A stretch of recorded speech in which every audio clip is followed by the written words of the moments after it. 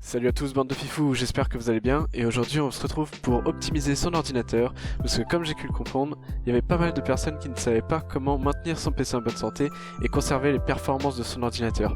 Donc aujourd'hui ce qu'on va faire, c'est qu'en 5 étapes, je vais vous expliquer comment maintenir votre ordinateur en bonne santé.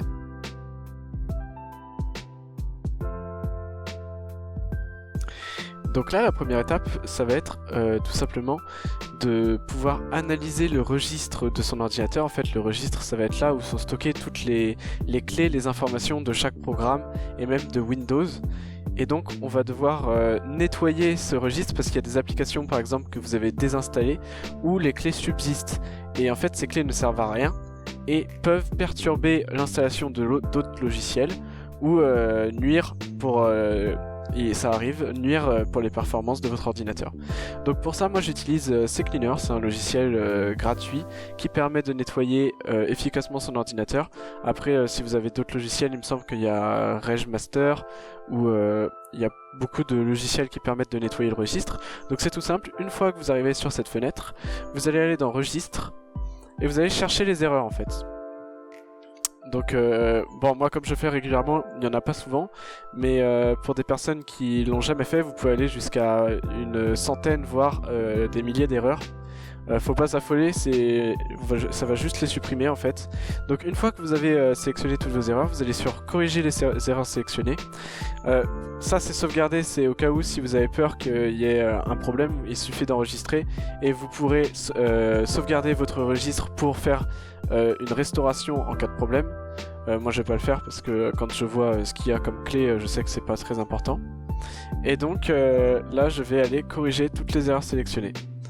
Et là donc du coup on n'a plus d'erreurs et on va refaire une analyse parce que des fois la suppression de clés dans le registre peut engendrer d'autres erreurs dans le registre. Donc bien surveiller et faire plusieurs recherches d'erreurs jusqu'à ce qu'aucune erreur n'ait été trouvée comme signalée.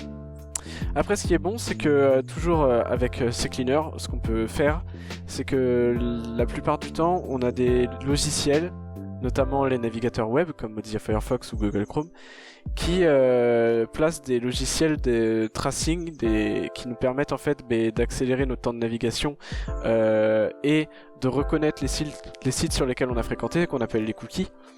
Et le problème c'est que ça alourdit l'espace de votre ordinateur déjà.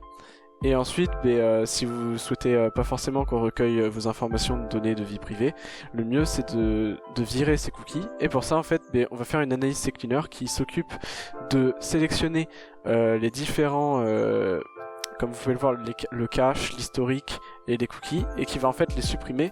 Donc là, comme vous pouvez voir, le cache de Mozilla Firefox fait 1 gigaoctet, donc ce qui n'est pas négligeable quand on est sur des petites configs à base de SSD à 120 Go.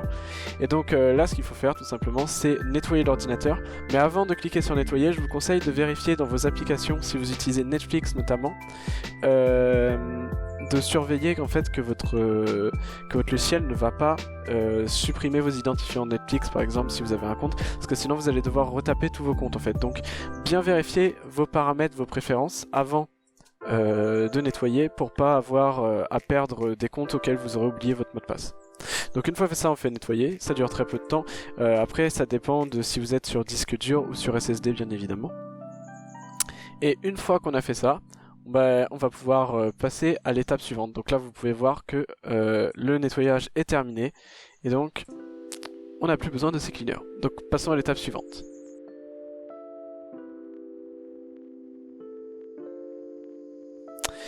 Une autre étape qui est tout aussi importante, ça va être de vérifier les mises à jour de son système d'exploitation, donc de Windows. Donc pour ça, rien de plus simple, il vous suffit de taper Update sur votre ordinateur ou tout simplement d'aller dans les paramètres. Donc là si vous tapez Update, vous arrivez sur les mises à jour. Et pour y arriver, si vous ne trouvez pas dans la barre de recherche, il vous suffit de taper Paramètres, hop, et d'aller dans Mise à jour et sécurité. Et vous obtenez la même page. Donc après, il suffit de faire une recherche des mises à jour toute simple. Et dans quelques cas, il peut arriver que on vous propose une mise à jour facultative. C'est que la mise à jour n'est pas encore obligatoire et ne sera pas installée par Windows, comme généralement les mises à jour qui viennent de sortir.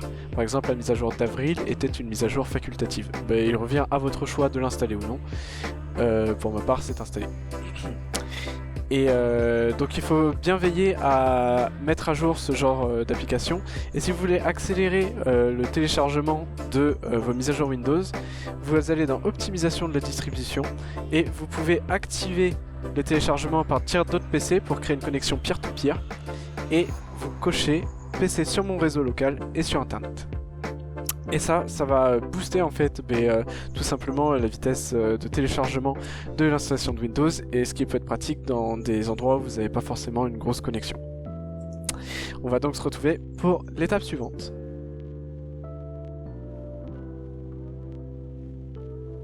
Bien évidemment, il est simple que mettre à jour son OS ne suffit pas. Il faut également mettre à jour les drivers. C'est en fait des logiciels qui vont permettre de traiter les bonnes informations de la part des périphériques mécaniques et physiques, hardware. Donc par exemple, les pilotes de la carte graphique sont les... comme on appelle ça, les pilotes. Donc les fichiers qui vont servir à commander la carte graphique efficacement pour qu'elle tourne au meilleur de ses performances. Donc par exemple pour la carte graphique, si vous êtes chez Nvidia ou AMD, ce que je vous conseille c'est d'installer les logiciels adaptés. Pour Nvidia, GeForce Experience, et pour AMD, il me semble que c'est AMD Catalyst Adrenaline Software. Une fois que vous l'avez installé, il vous suffit de l'ouvrir et vous pourrez aller dans les pilotes et faire une recherche de mise à jour.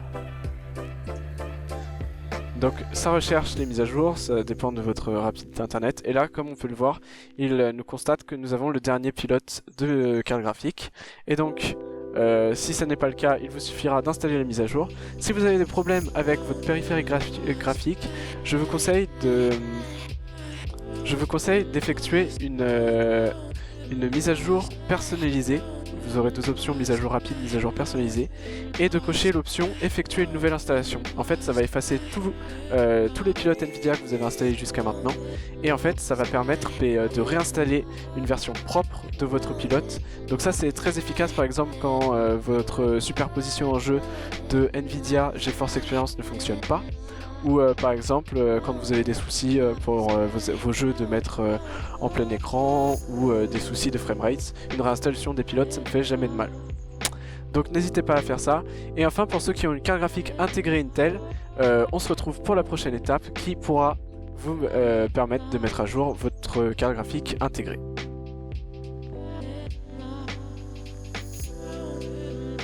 Pour cette quatrième étape, on va se rendre sur un logiciel qui s'appelle Driver Cloud, et en fait qui permet de détecter tous les drivers manquants ou obsolètes de votre ordinateur et de vous proposer les dernières mises à jour. Donc pour cela, il vous suffira de l'installer, j'ai mis tous les liens en description, et une fois installé, vous obtiendrez ce petit onglet. Il vous suffira de faire une détection. Donc là, votre logiciel va détecter tous les drivers que vous utilisez. Que ce soit le processeur, la carte graphique ou encore les disques durs, et va vous proposer les pilotes les plus récents, donc en envoyant votre fichier de configuration sur leur site. Donc une fois que vous êtes sur ce site, vous allez aller dans mes pilotes et vous allez avoir une liste de mises à jour. Là par exemple j'ai 3 mises à jour. Il faut faire attention à plusieurs choses. Tout d'abord, il faut savoir que si vous avez une carte mère gaming du style MSI, Asus, Gigabyte ou Aorus, il faut faire attention parce que vous avez des cartes son intégrées, et de ce fait il ne faut pas installer n'importe quelle version de Realtek High Definition Audio. Pour ça il faut plutôt se référer sur les logiciels de mise à jour de vos drivers de périphériques gaming. Je n'hésiterai pas à faire une autre vidéo pour vous aider spécialement à maintenir en santé votre ordinateur gaming. Mais il faut faire attention, et je vous déconseille pour ceux qui ont des ordinateurs gaming fixes avec une carte mère gaming d'installer n'importe quelle version de Realtek High Definition Audio. C'est pour ça que là par exemple je n'ai pas installé le logiciel. Pareil pour la carte graphique, comme je vous l'ai dit, il vaut mieux passer par GeForce Experience ou AMD Software Catalyst. Donc tout le reste ça va être les disques durs, la carte mère, le chipset, même les périphériques de souris clavier et carte Wi-Fi. Là, vous pouvez vous référer à ce site et installer tous les logiciels qui manquent. Des fois, vous pouvez avoir jusqu'à 10-12 drivers installés, mais je vous garantis qu'une fois mis à jour et installé, votre PC est plus fluide et vous constaterez sûrement moins de ralentissement et bien sûr, il y aura moins de bugs, ça c'est clair et net. Maintenant, on va passer à la dernière étape de notre tutoriel pour maintenir son PC en bonne santé.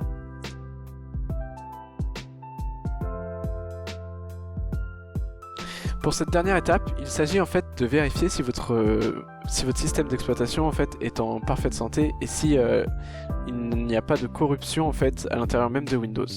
Donc pour ce faire, on va ouvrir une invite de commande donc avec les touches CMD donc pour ouvrir l'invite de commande et on va pas oublier de l'exécuter en tant qu'administrateur, c'est important pour être situé dans le bon répertoire Windows System 32. Une fois cette étape faite, on va taper en fait sfc/scan now, donc scanner maintenant. Et ensuite, on va devoir attendre que l'analyse se termine. Donc la vitesse d'analyse varie extrêmement en fonction de la vitesse de votre disque dur ou de votre SSD. Sur SSD, on va être sur une analyse d'1 minute à 2. Pour un disque dur, ça peut aller jusqu'à 10 minutes. Bon, après 10 minutes, c'est pas énorme. Mais vous allez donc lancer cette analyse. Et à l'issue de cette analyse, vous allez avoir 3 options possibles. Ce que je vous propose, c'est qu'on attende la fin de l'analyse.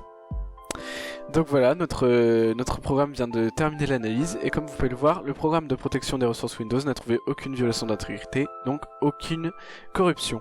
Vous pouvez avoir 2 autres options possibles, donc la première ça va être que votre programme de protection des ressources a détecté des fichiers corrompus et les a réparés, donc là pareil, pas de souci. Et la dernière proposition qu'on peut vous faire, c'est que malheureusement votre logiciel a trouvé des fichiers corrompus mais ne peut pas les réparer. Dans ce cas, il y a 2 lignes de commande à faire. Je m'en souviens pas maintenant, mais je vous les mettrai en description. Il vous suffira de taper ces 2 commandes et normalement votre fichier de votre programme de protection des ressources va réussir à réparer vos fichiers corrompus et donc permettre à avoir un Windows qui fonctionne mieux.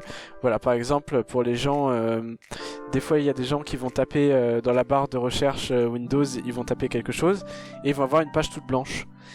Ou par exemple ils vont cliquer sur ce PC et ça va mettre que le fichier ne se trouve pas ici.